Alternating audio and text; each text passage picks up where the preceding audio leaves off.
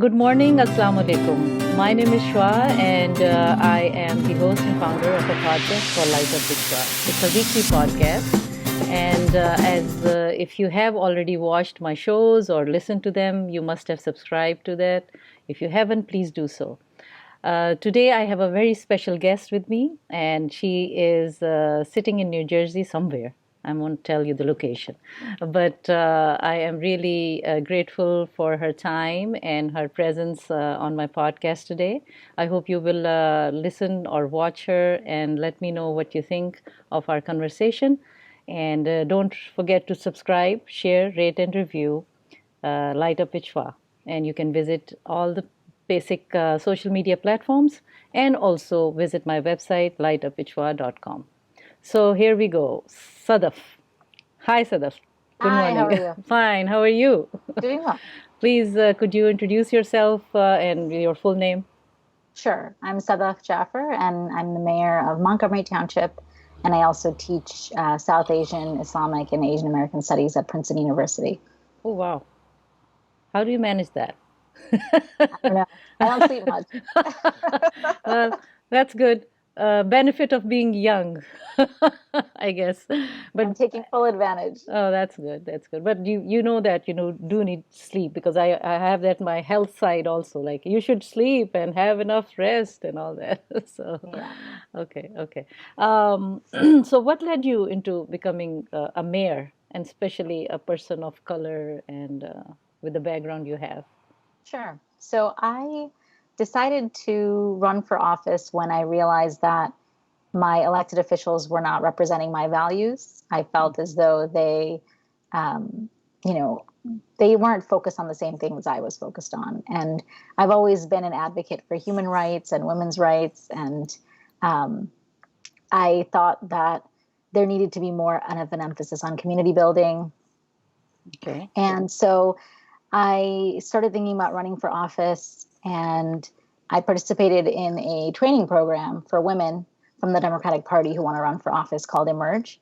And that really set me on my way. I think for minorities and women, formal training and mentorship programs are very helpful because we might not have those natural networks of our parents or our family having been in politics or whatever field that we're interested in. Mm. So that was very helpful. And I was actually campaigning for a candidate in 2016 when I was asked to run for office in my local government. And I decided to take the plunge and do it because, I can't expect other people to do this if I don't do it myself. And the representation of women in politics is very low in the United States. We rank 75th in the world for women's representation. And 75th, you said? yes, Oh, okay. yeah. So we have a long way to go. So I ran in 2016. I did not win. I had a write-in campaign. And then I ran in 2017 and I won my seat on the local government. At that time, I was the only Democrat and the only racial minority on the township committee.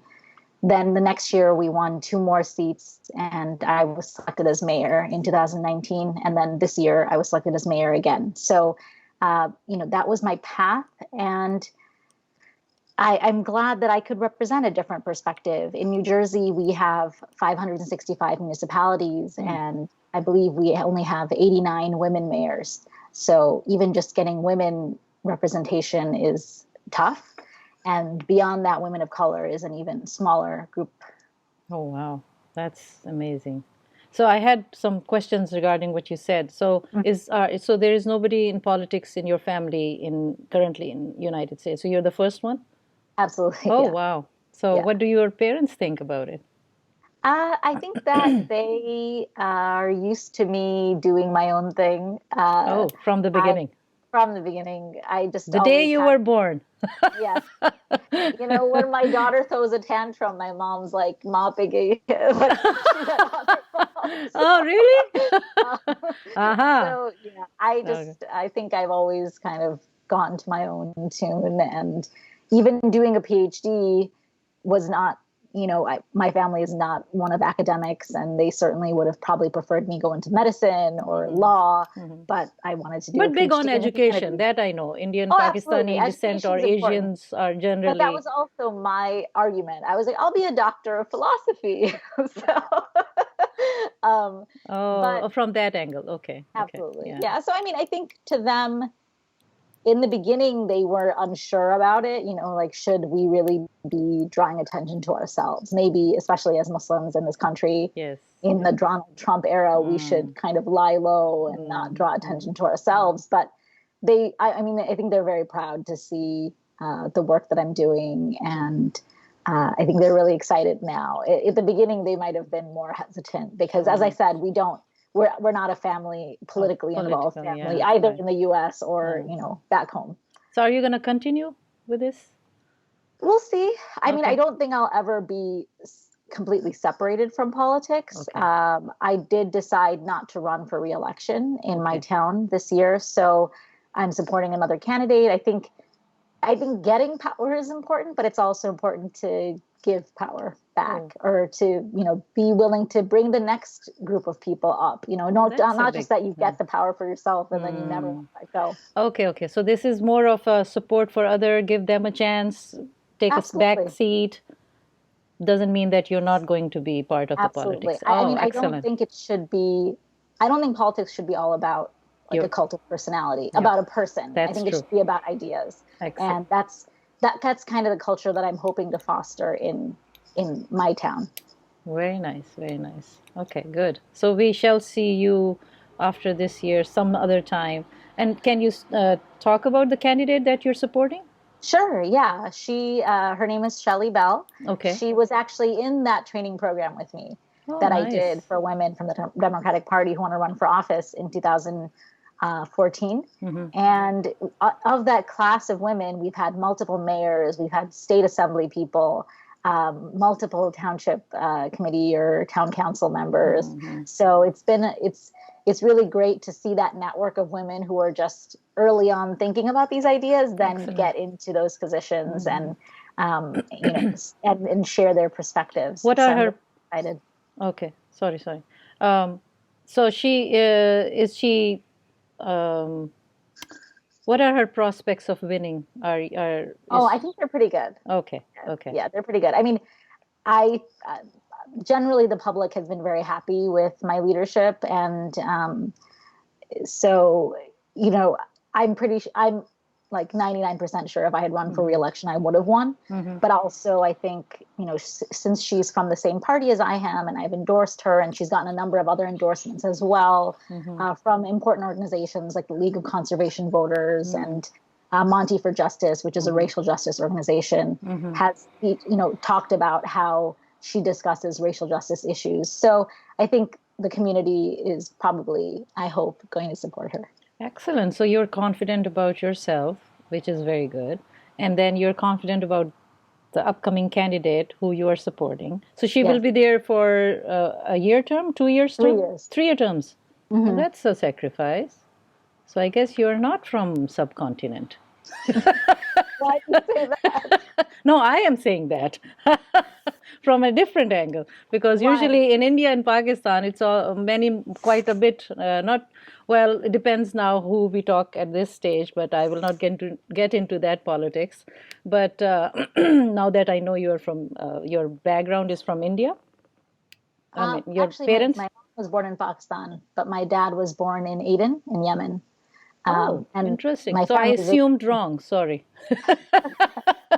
Okay, so your mother is from Pakistan? Yes. Your father is from Yemen? Yes. I mean, he was born and raised in Yemen, but his grandfather had come. Amazing. Oh, so do you speak Arabic? A little bit. Ah. Not a lot. I didn't grow up speaking Arabic, but I studied it in college. Oh, you did? Yeah. Okay, so you can have a conversation? It's been a while. Okay, so you don't want me to put you on the spot? Probably not. Okay. Excellent. Well, I learned something different. I was going to go in other direction. As I'll get to you. I'll put her on the spot. She's a politician. She can handle it. I might not be able to handle it, but she can. Another question about the Emerge program. is it good for anybody to just get literate about politics and about issues? Is that you don't have to be into, you don't Yeah, have to go into politics, right? right. I mean, I think they want people who are serious about running, Okay. and they did Oh, ask us to about make a running. Okay. commitment Okay. that we would run. Okay. Um, Okay. Okay. like they asked us actually to say, "I will run in the next 3 years," and so Oh. that's why when I was asked, I was like, "Well, I did make that commitment, so follow up on it. Right. Here's Right. my chance." Right. But yeah, I mean, and there are other programs like it. Okay. There's Okay. something in New Jersey now called Elect Women in New Jersey. There is the New American Leaders Project. There are a lot of She Should Run. There are a lot of programs like that Okay, that have nice. various levels of what they expect. Hmm. In New Jersey, there's also at Rutgers University something called the Center for American Women in Politics, Oh, they and they have do that? like a weekend training for women from any party who want to think about running for office, and they have 2 tracks. You want to run for office, or you want to support candidates and be involved otherwise. And that's actually how I met my first campaign manager.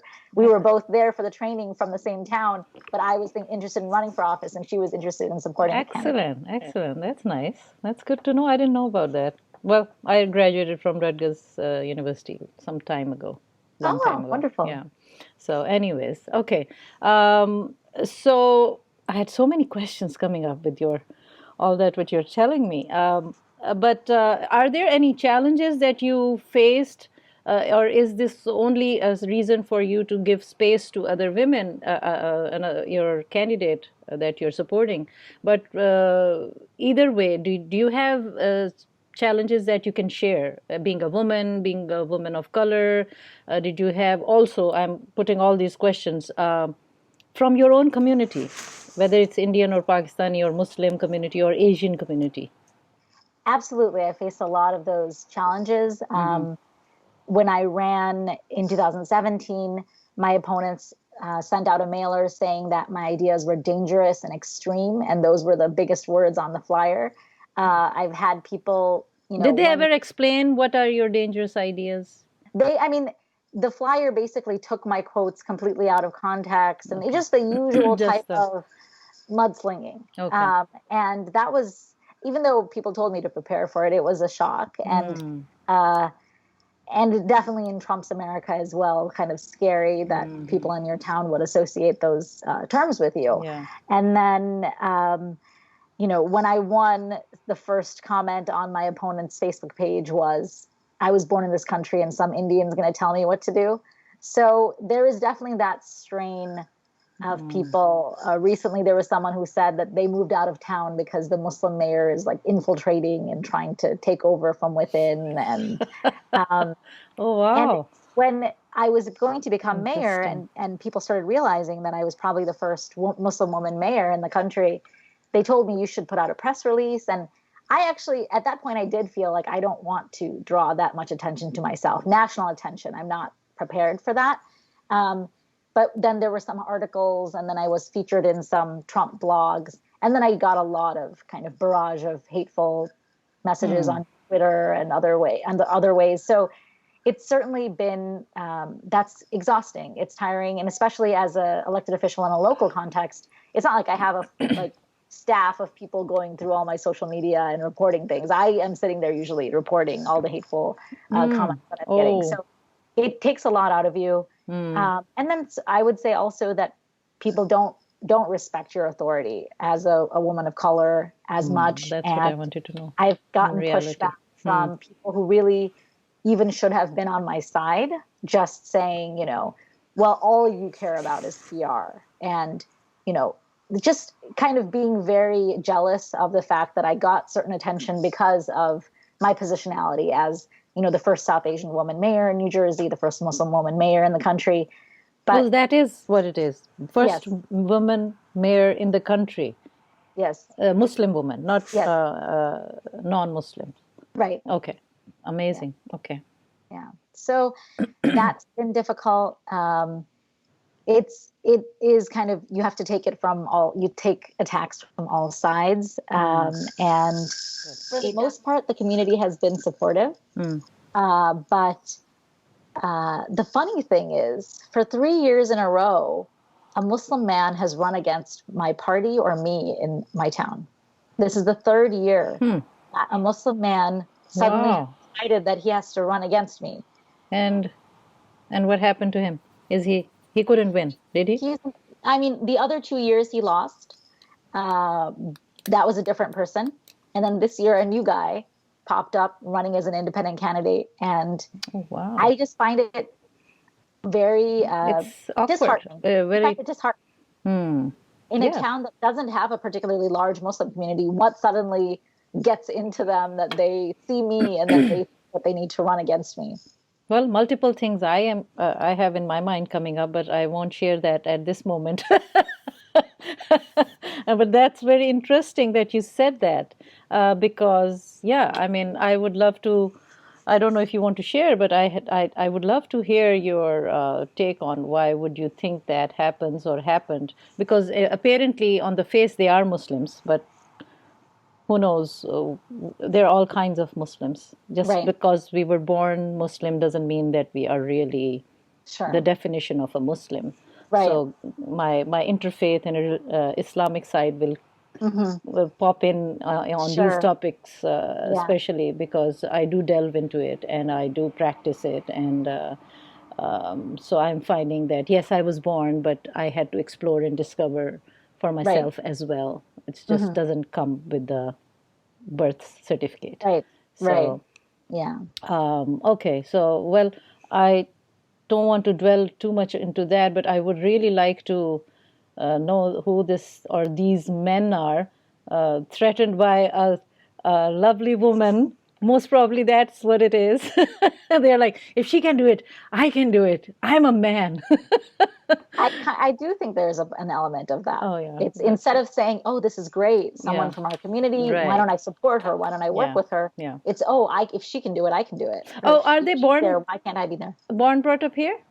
No. One of them wasn't, and one of them was. Okay. my stereotypes are coming. Older than me, and one of them is as a college student. The one who's running this year. Is he his son? No. I'm just kidding. Okay. All right. Okay.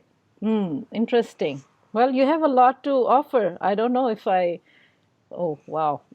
Okay. I guess I have to sit with you again. All right.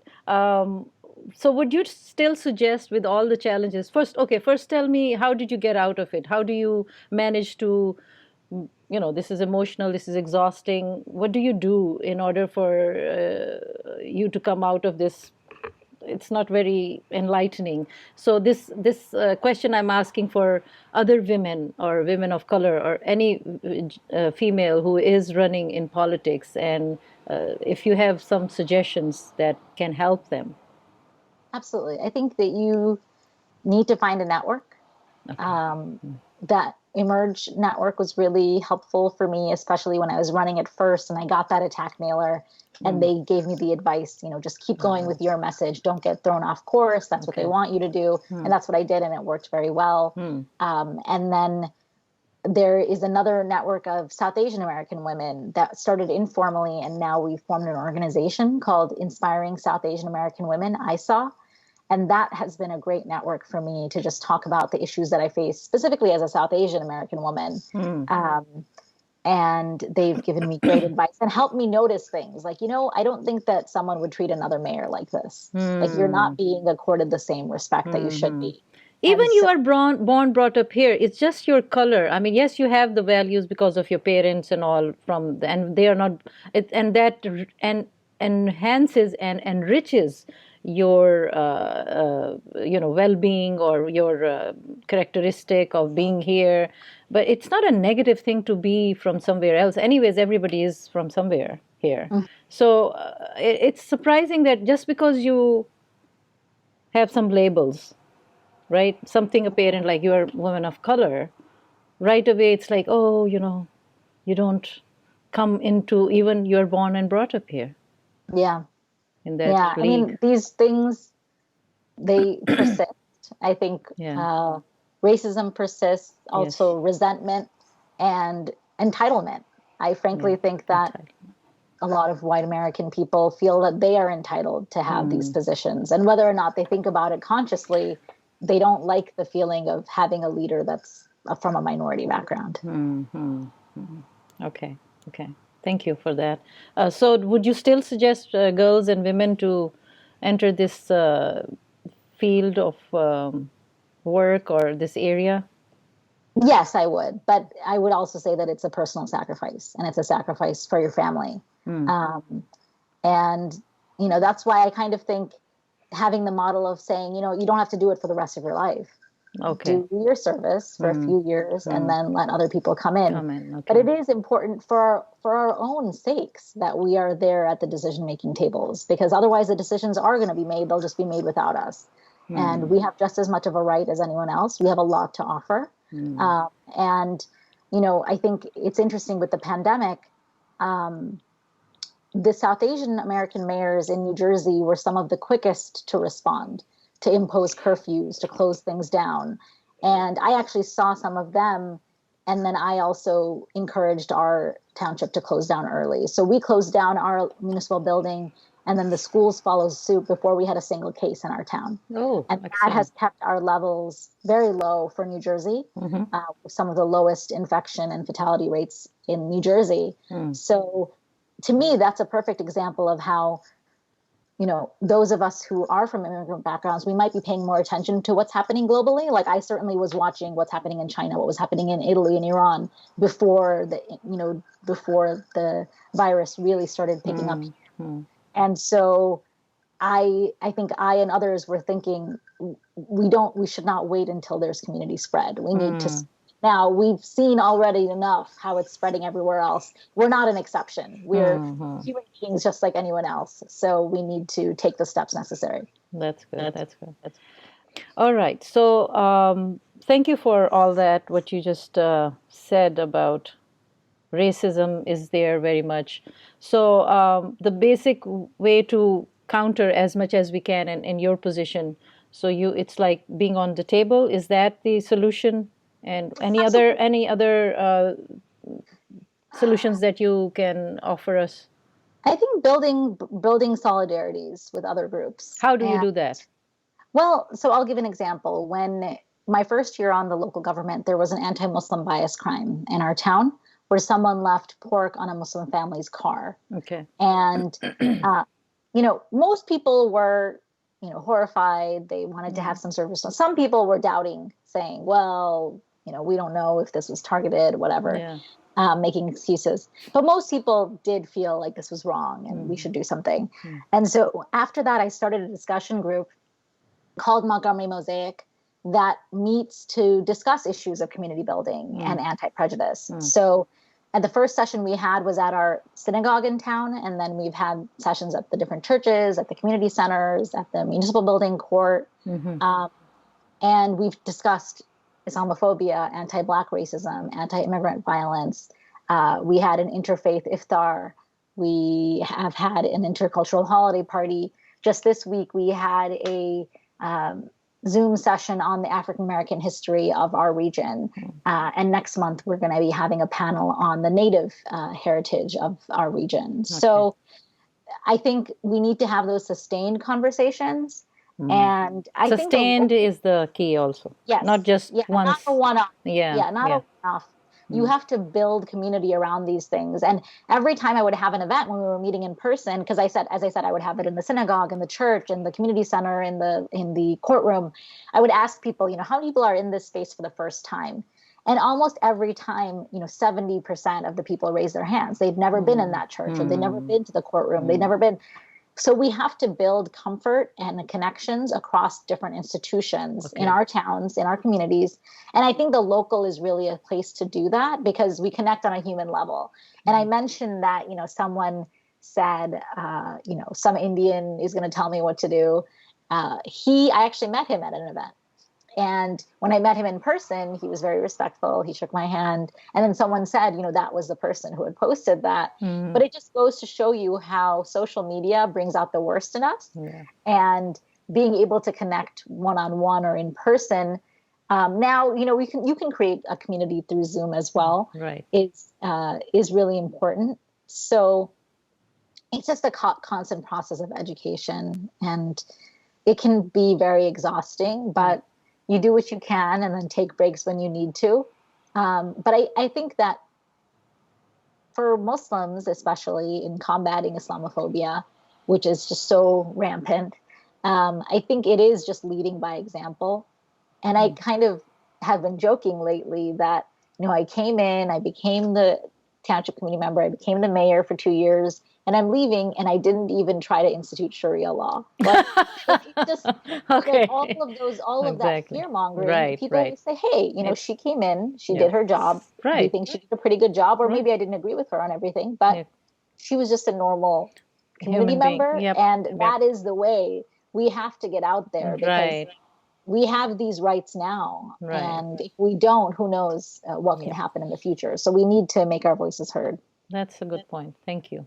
That's important, because I do look for solutions, like examples. What can we really do? We have all these huge, big vocabulary words, but do we really, like, how do we do it, right? Right. Yeah. How do we get women empowered? Like, yes, we say women empowerment is very important, but how do you do it? So through these programs that you mentioned, Emerge, and how do you, like, decide, okay, you want to do it, try it at least, right? Come to the, And I think for politics and policy, running for office might seem very daunting for a lot of people. Like, oh my gosh, that's a lot. And it is. Yeah. You're putting yourself out there. Right. But there are a lot of other things you can do. Every town, county, state has volunteer boards and commissions. You can volunteer to be on the planning board, the zoning board, the environmental commission. What is it that you have a passion and an interest for? You can serve in a volunteer capacity and really make decisions that impact your town. And I'll give an example from the planning board. As mayor, I sat on the planning board last year, and there was a daycare that was coming in for their approvals for construction. And we had suggested that they needed to put a shade structure in the playground. And they said, we have other daycares and we don't have any shade structures, so we don't want to do this. And I was just sitting there, and my daughter was in preschool at the time. And I just said, I have a daughter who's in preschool. There has to be a shade structure for the babies. Like, they have to have somewhere to go if it's a really sunny day to just get out of the sun. So at that moment, I was thinking, this might seem like such nitty gritty stuff. What can be built? How big is the fence? All of that. But those in that nitty gritty, it makes decisions on the built environment of your town. Is there going to be a shade structure for the little babies in the daycare? Are we going to approve this application to build a mosque? That's one thing that really comes up a lot in front of planning boards and zoning boards. So that's why we need diverse representation on all those committees that make decisions for our communities. Very good. Very good. Thank you. Thank you for that. Now I'm going to come quickly to your teaching area, because I have been talking to you as a politician. So what made you, you're a professor, right? You're teaching, currently you're teaching? And your mayoral, how do you say mayor responsibility? Mayoral? Yeah. Oh, so I was right. Oh, good, I'm Mayoral, educated. yeah. You are, when are you going to be off of your mayorship? My term ends at the end of this year. This year, okay. So, and you're still, so you're teaching online nowadays, or you're going? I am teaching online. Okay. Yeah, where everything's via Zoom. And your areas are very interesting, especially to me. It's South Asian, Islamic, and Asian American studies. So are these all courses, or these are the areas? Those are the areas. Okay. So I teach 2 courses, one on Islam in South Asia through literature and film, and another on South Asian American literature and film. Okay, okay. So you teach at Princeton? Yes. Okay. And you graduated from there as well? No, I went to college at Georgetown, and I did my PhD at Harvard.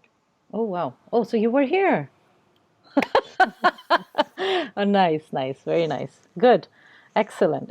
Anything on that? Would you recommend people, instead of going into engineering or medical fields, one should try to go into the area that you are, or other than, what would you suggest to the parents, especially here? Well, I think that people need to follow their interests and passions. And so if they have an interest in medicine and engineering, that's great.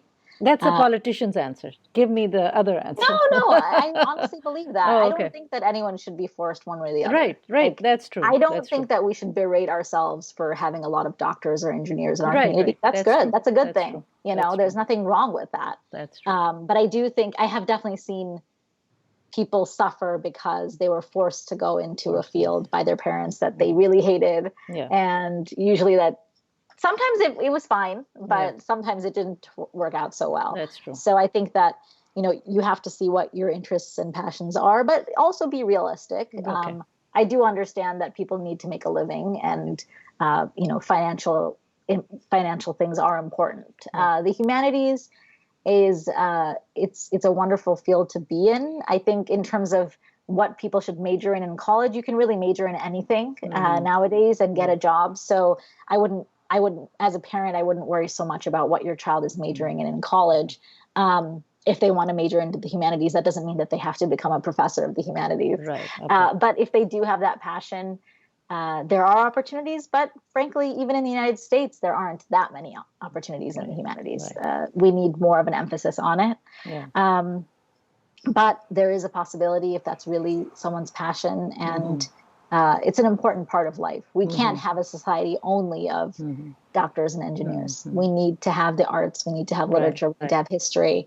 And for me, I think it's helped me understand. I think it's been really important for me to understand Muslim history and be able to teach about it, because there's so much misinformation. And I needed to know for myself so I could say, no, that's not true. Right. Actually, that's not true. Right. So that was what fueled me. And, you know, I think you had asked about how I sustain myself. And it's always through literature and the arts for the most part. That's, and I think most of us do. You know, we watch a film or we listen to some music, or, you know, that is what brings beauty to our lives. So it's important to keep that going and not forget about it. Excellent. Thank you for watching part 1 with Sadaf Jaffer. Hope you stay tuned for part 2. Remember to subscribe, share, rate, and review Light Up with Shwa podcast, and let me know what you think of this episode or any other episode. Thank you.